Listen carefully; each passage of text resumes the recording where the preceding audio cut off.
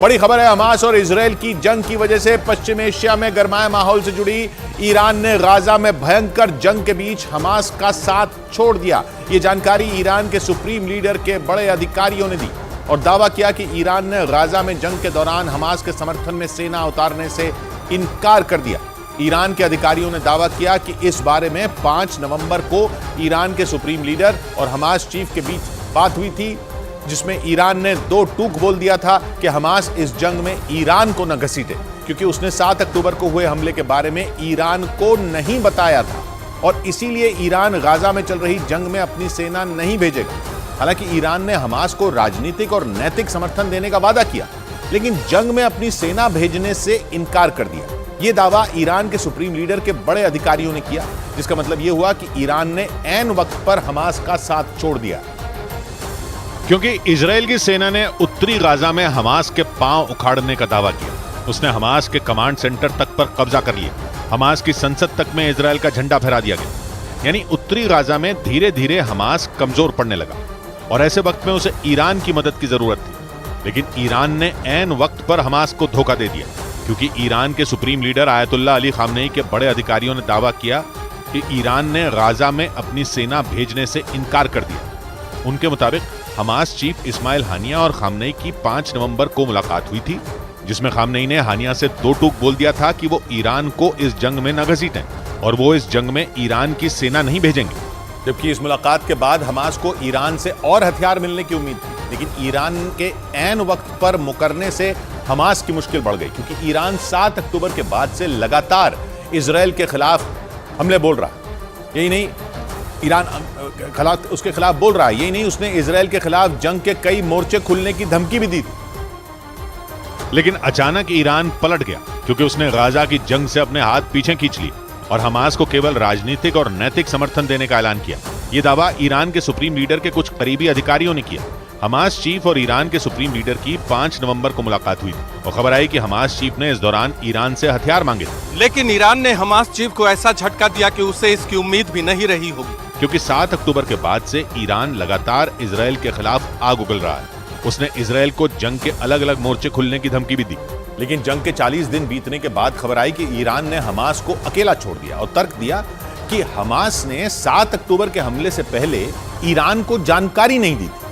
Iran के अधिकारियों का यह दावा चौंकाने वाला था, क्योंकि ईरान ने 7 अक्टूबर के बाद लगातार इजराइल को निशाने पर लिया। लेकिन अब वो कह रहा है कि उसे हमास के इजराइल पर 7 अक्टूबर को किए गए हमले के बारे में पता ही नहीं था और इसीलिए हमास उसे जंग में न घसीटे। कम से कम ईरान के कुछ बड़े अधिकारियों ने तो यही दावा किया। ईरान के अधिकारियों के मुताबिक खामनेई ने हमास चीफ से साफ साफ कहा कि हमास ने 7 अक्टूबर के हमले के बारे में ईरान को कुछ नहीं बताया था, इसलिए ईरान उसकी तरफ से इस जंग का हिस्सा नहीं बनेगा। जिसका मतलब यह हुआ कि ईरान ने साफ कर दिया कि वो इजराइल से सीधी जंग नहीं लड़ेगा। जबकि इससे पहले उसने मुस्लिम देशों से इजराइल का बहिष्कार करने की अपील की थी। यही नहीं, इजराइल ने दावा किया कि 7 अक्टूबर से पहले ईरान हमास के लड़ाकों को हथियार बनाने की ट्रेनिंग देना चाहता था और उसके पास इसके सबूत भी हैं।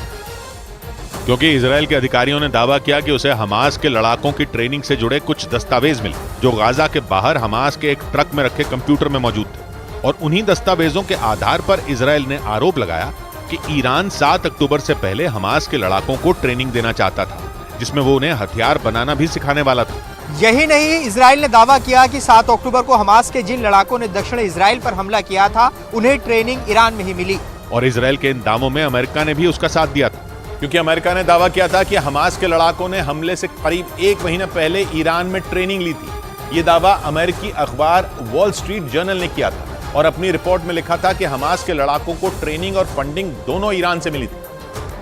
क्योंकि अमेरिकी अखबार वॉल स्ट्रीट जर्नल ने दावा किया था कि हमास के लड़ाकों ने हमले से करीब 1 महीने पहले सितंबर में ईरान में ट्रेनिंग ली थी, जिनकी संख्या 500 थी और इन 500 लड़ाकों को हमास से ट्रेनिंग और फंडिंग दोनों मिली थी। लेकिन जंग के 40 दिन बाद ईरान से जुड़ा ऐसा दावा सामने आया जिसने पूरी कहानी ही पलट दी, क्योंकि नए दावे के मुताबिक ईरान को 7 अक्टूबर के हमले के बारे में पता ही नहीं था और अब तो वो हमास की तरफ से जंग लड़ने से भी इनकार कर रहा है, जो गाजा में चल रही भयंकर जंग के बीच हमास के लिए तगड़ा झटका है। और माना जा रहा है कि ईरान ने अमेरिका के दबाव में ऐसा किया, क्योंकि अमेरिका ने ईरान के पास ओमान की खाड़ी में अपना खतरनाक जंगी जहाज तैनात कर दिया, जो ईरान के पूर्वी और मध्य हिस्से में हाहाकार मचा सकता है।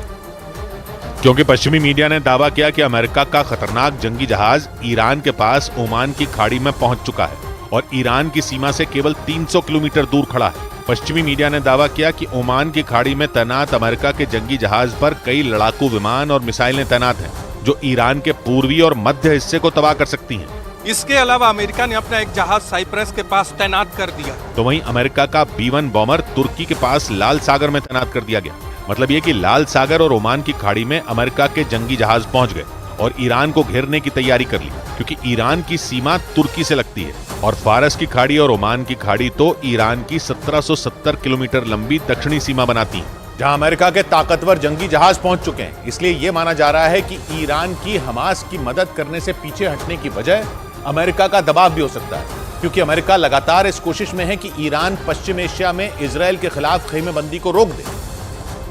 जिसका सबसे बड़ा उदाहरण अमेरिका के सैन फ्रांसिस्को में हुई शी जिनपिंग और जो बाइडेन की मुलाकात है, क्योंकि इजरायल के मीडिया ने दावा किया कि इस मुलाकात में अमेरिका ने खुलकर चीन से बोल दिया कि वो ईरान को पश्चिम एशिया का माहौल बिगाड़ने से रोके। इजरायल के मीडिया ने अमेरिका के एक अधिकारी के बयान के आधार पर शी जिनपिंग और बाइडेन की मुलाकात से जुड़ा ये दावा किया और जानकारी दी कि गाजा की जंग के मुद्दे पर बात करते हुए ज्यादातर समय शी जिनपिंग चुप थे, लेकिन बाइडेन ने उनसे दो टूक बोल दिया कि वो ईरान पर दबाव बनाए और उससे कहें कि ईरान इजरायल और हमास के झगड़े की आग में घी न डाले, क्योंकि पश्चिम एशिया में इजरायल के खिलाफ माहौल बनाने में जुटे ईरान के सिर पर चीन का ही हाथ है और गाजा में जंग शुरू होने के बाद उसने इजरायल का विरोध भी किया था। माना जा रहा है इसीलिए बाइडेन ने शी जिनपिंग से ईरान के बारे में बात की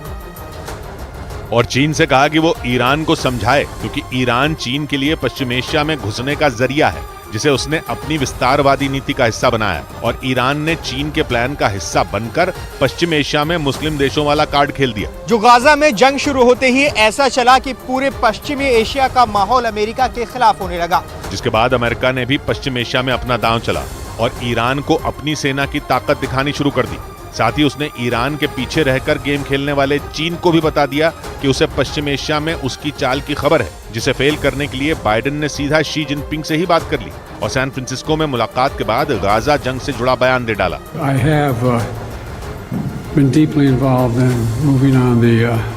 hostage negotiation. Mildly hopeful. जिसका मतलब ये हुआ कि अमेरिका ने चीन के जरिए ईरान तक संदेश पहुंचा दिया और उस पर दबाव बनाना शुरू कर दिया। इसी बीच खबर आई कि ईरान ने हमास के समर्थन में गाजा में सेना उतारने से इनकार कर दिया, जिसके बाद लगने लगा कि ईरान दबाव में, क्योंकि पश्चिम एशिया में राज करने की उसकी हर चाल उल्टी पड़ती नजर आ रही।